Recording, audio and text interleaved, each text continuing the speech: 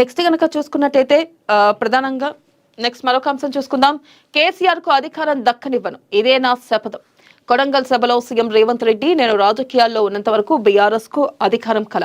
మీ చరిత్ర ముగిసింది, మీ పార్టీకి భవిష్యత్తు లేదు. ప్రతి ఎన్నికల్లో ప్రజలు ఓడిస్తున్నా పై చేయి మాదే అంటారా? దమ్ముంటే 29న అసెంబ్లీకి రా. నీ కండలు కరిగి తోలు మిగిలిద్ది. నేను భయపడేది. నన్ను ఎన్ని రకాలుగా ఇబ్బందులు పెట్టినా నేను పగకు పోలేదు. కేటీఆర్ మా ఊరికి వస్తావా, మీ ఊరికి రావాలా?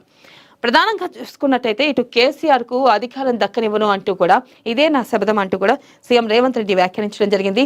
ఏదైతే ప్రధానంగా చూసుకున్నట్టయితే కొడంగల్ సభలో భాగంగా సీఎం రేవంత్ రెడ్డి ఈ మేరకు వ్యాఖ్యలు చేశారు. ఆయన చేసిన వ్యాఖ్యల ప్రకారం చూసుకున్నట్టయితే, నేను రాజకీయాల్లో ఉన్నంత వరకు బీఆర్ఎస్ కు అధికారం అనేది ఒక కళ. మీ చరిత్ర ముగిసింది, దమ్ముంటే అసెంబ్లీకి రా, మాట్లాడుకుందాం అంటూ కూడా ఆయన ఇటు కేసీఆర్ కు సవాల్ విసిరారు. అలాగే మీకా నేను భయపడేది అంటూ కూడా ఇటు బీఆర్ఎస్ ని కేసీఆర్ ని ఉద్దేశించి ఆయన కీలకమైన వ్యాఖ్యలు చేయడం జరిగింది. మీ పార్టీకి భవిష్యత్తు లేదు, ప్రతి ఎన్నికల్లో ప్రజలు ఓడిస్తున్నా పై చేయి మాదే అంటారా అంటూ కూడా ఆయన ఘాటు వ్యాఖ్యలు చేయడం జరిగింది.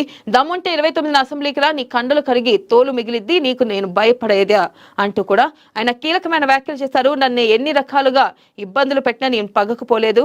కేటీఆర్ మా ఊరికి నువ్వు వస్తావా, లేదా మీ ఊరికి నన్ను రమ్మంటావా అని చెప్పి కూడా ఆయన ఘాటు వ్యాఖ్యలు చేయడం జరిగింది. ఇక్కడ చూసుకున్నట్టయితే ఏదైతే మొన్న కేసీఆర్ బయటకు వచ్చి జల వివాదంలో మాట్లాడి ఇటు ఏపీ మాట వింటున్నారు, ఏపీ సీఎంకి కొమ్ముగా వస్తున్నారు అనే విధంగా సీఎం రేవంత్ రెడ్డిని ఉద్దేశించి మాట్లాడడం జరిగింది. ఈ నేపథ్యంలోనే అనేక అంశాలు తెరపైకి తెచ్చారు.